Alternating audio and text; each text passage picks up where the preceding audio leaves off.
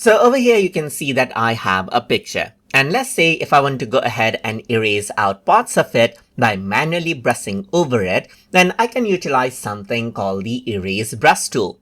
So to go ahead and do that, I can go to Pixel and then I can go around over here onto the Erase section and then go ahead and choose the Erase Brush tool right here. So once you go ahead and do that, when the layer is selected, you can simply click and drag to erase off the content right here. Simply click and drag it, and just like with brushing right here, you can go ahead and brush to erase it out.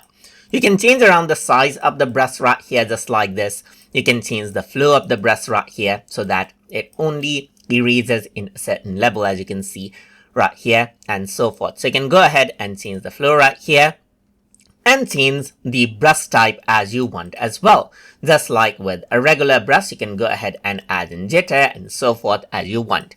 You can even enable the stabilizer right here to go ahead and utilize it out. So once you go ahead and use it in a regular image, you can see that it actually creates a mask right here just like this. If I were to select and delete the mask, you can see that I can get back the original image. But if I were to actually go ahead and right click and rasterize the layer first and erase, then what happens is that now a mask is not made. What happens is that it directly erases out the content of the image that you see right here.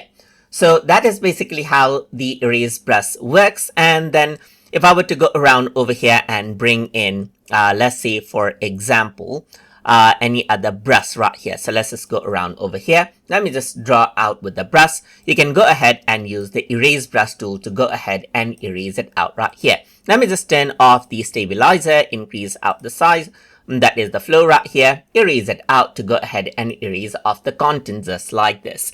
So that is how you can go ahead and work around with the Erase Brush tool inside of Affinity.